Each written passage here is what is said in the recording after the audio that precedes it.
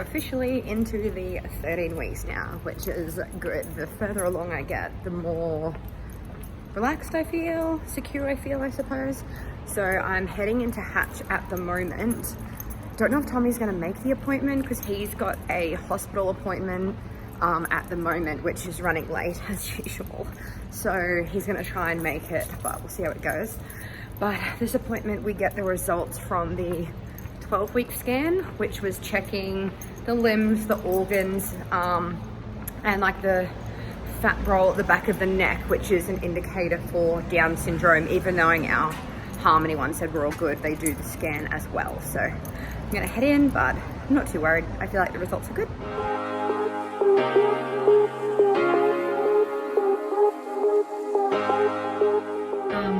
Is looking at soft markers of chromosomal abnormalities.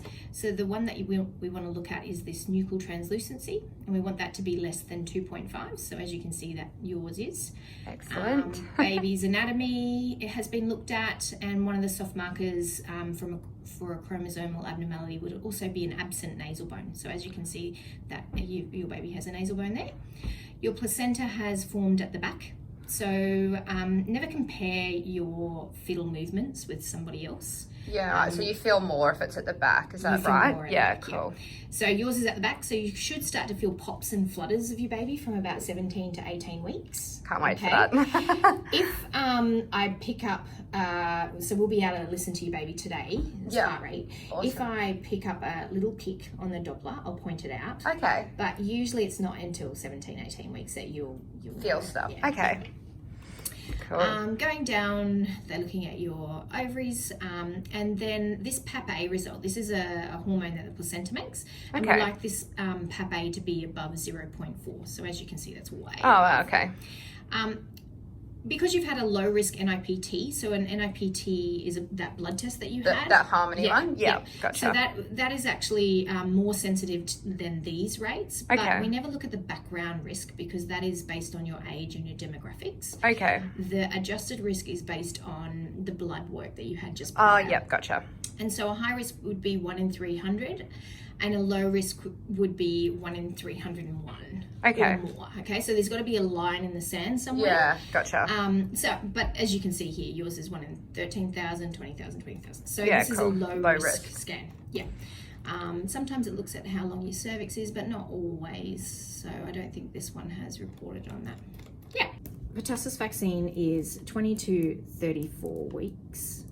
Or 32 weeks actually, and you would see your GP for that. Okay, so this is ones that passes on antibodies to the baby, is Correct. that? Yeah, okay. So a pregnant woman, every time you get pregnant, you will need to have a pertussis vaccine. Okay. Okay. Tommy will, it's good for him to have it at least 2 weeks before baby's born so that he can convert immunity. Because Chelsea's sister-in-law just had the baby, we had like boosters and stuff not long ago. So how long does the booster go for? So 4 to 5 years is what we would suggest with a brand new baby in the household. Gotcha. So 80% of babies contract whooping cough from someone they live with.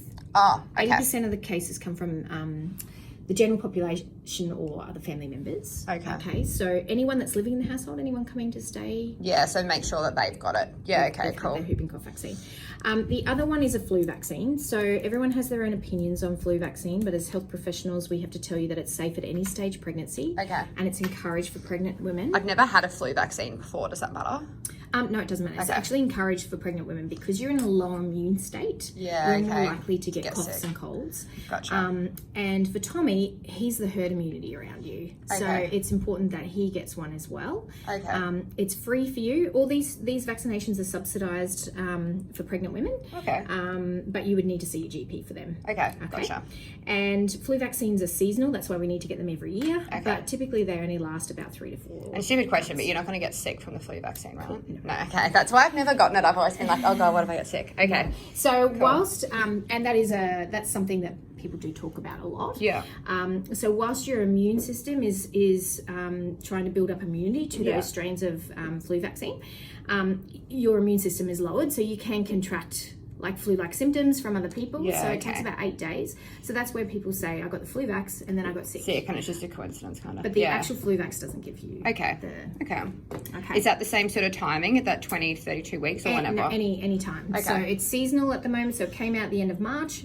Flu season Okay. goes until September. Yeah. So if you haven't had it, I would be going to go get it soon. Okay. We've got a vaccine for it. We don't know about COVID. We've got no vaccine for COVID. So it's very important to vaccinate yourself for something that we have a vaccine for. Yeah, for sure. When you're pregnant. Gotcha.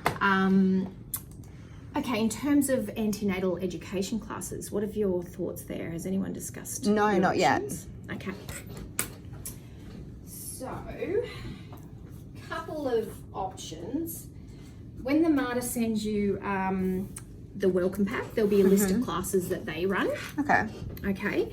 But they're still webinar at the moment. Okay. Oh, So yeah, with they're COVID. online. Yeah, sure. When COVID hit, we aligned with this company called Nourish Baby because they were already an online platform. Yeah. And they're CAPIA accredited, which is the only one in Australia. Their classes are built by midwives, obstetricians, physios, lactation consultants. They have 4 classes, one about a healthy pregnancy, one about labour and birth, one about babies, and one about feeding. Okay. So each of their courses is $39. This is online. This would be self-directed, but it's much better than Googling. Googling is not your friend when you're pregnant. And Hatch has given you a 30% discount for each of these things. Okay. So that would be a self-derived or directed learning. MARTA would be webinar in your own time as well. The only sort of group class that's sort of come back at the moment in this area is Brilliant Birth and Beyond. So they're 2 MARTA midwives that have branched out on their own. They run an intensive 1-day education class on a Saturday once a month. Okay. Every Saturday or? No, once a month. Once a month. Gotcha. Saturday. Once a month. So I would email them to find out when. So you want to be going to classes when you're about 28 to 34 weeks pregnant. Okay. So that you're not too uncomfortable at the end to be sitting all day. Yeah, gotcha. And, you don't need to be thinking about how to get this baby out yet. You're only 13 weeks. You need to sort of focus on each stage. Sure. But you want to start to arm yourself with the education to make informed choice. Yeah, gotcha. Okay? Yeah.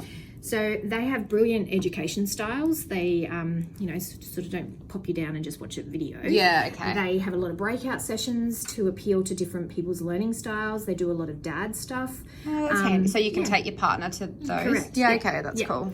And when you're seeing midwives here a lot, we do a lot of education in our appointments. So I think a 1-day intensive class is all that you need. Yeah, because you need to know what to ask. Yeah. So at the end of each appointment, we say, have you got any questions? True. You don't know what you don't know. So you need some sort of formal education to know what way you want to go. And then in your weekly appointments here, we'll reinforce your education. So if you want to know more about epidurals, or if you want to know more about birth, or you want to know more about the stages of labour, we will then reinforce that. Yeah, okay. Or breastfeeding. So that's kind of what you need to start thinking about in terms of what you want to book into. Other classes that are available, things like hypnobirthing, calm birthing, they're all a complement to childbirth education. And they're really powerful for setting up positive affirmations. Yeah, I've had some friends that did the hypnobirthing stuff, and they said it was pretty good. Yeah, so if you want hypnobirthing classes, I've definitely got some that you can contacts recommend. that I can recommend. Okay, perfect. Same with calm birthing. So there's slight difference in terms of how they operate. So calm birthing is not as much about the language as hypnobirthing. So hypnobirthing is very much about the principles of natural physiological birth, and you can't say the word pain or contraction. So it's very language based, whereas calm birth is much of the principles of hypnobirthing without so much of the language. But either way, either one of them. Maybe calm sounds sort of more my sort of speed. Your speed. Yeah. So I can definitely give you some recommendations. That would be a complement to antenatal education. Yeah. So book into something first, and then we can talk about going down that path. Yeah, sounds good. Because you want to surround yourself with positive people. Yeah. You need to get excited for the birth. Oh, yeah, we're very excited. And some good things to put into your feeds, so that we live in a culture of childbirth fear, because as children, everybody has told us everything that goes wrong. Yeah. And all the media do that as well. So all your movies, people are screaming and, pushing, and things that go wrong, and there's lights and sirens, and no one really focuses on that it happens much more normally than it does. Yeah. So there's some really good, some are Australian, some are not. So obviously Australian birth stories.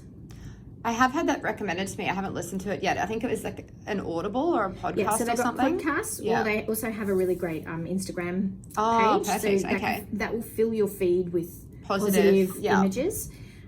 Healthy pregnancy.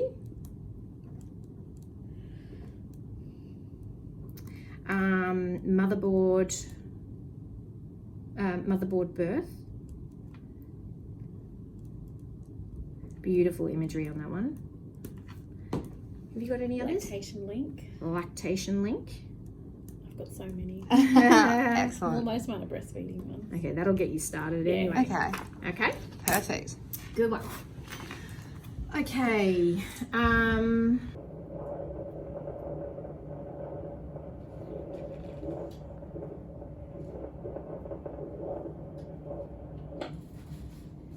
Come here, miss. You can say miss now that you know. True. That was another kick. Oh, another one. Oh my god.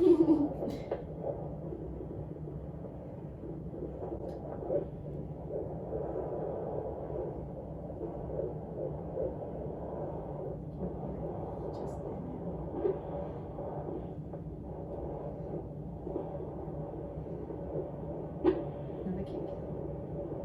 So you've got an active one.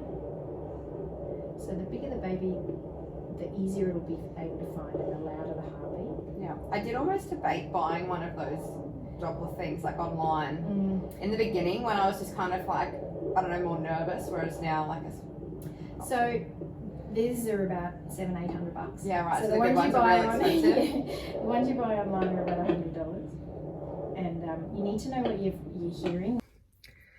Oh, well, there you go. So that was the checkup appointment. So my next scan is, I'm seeing midwives there again on at 17 weeks. And then I've got a 20-week scan.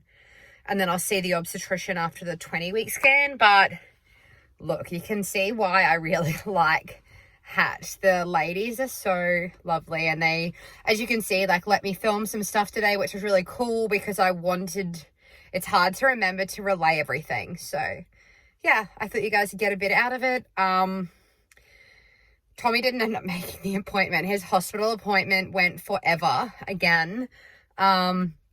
And he got to sign the paperwork today saying, please take off my bloody foot.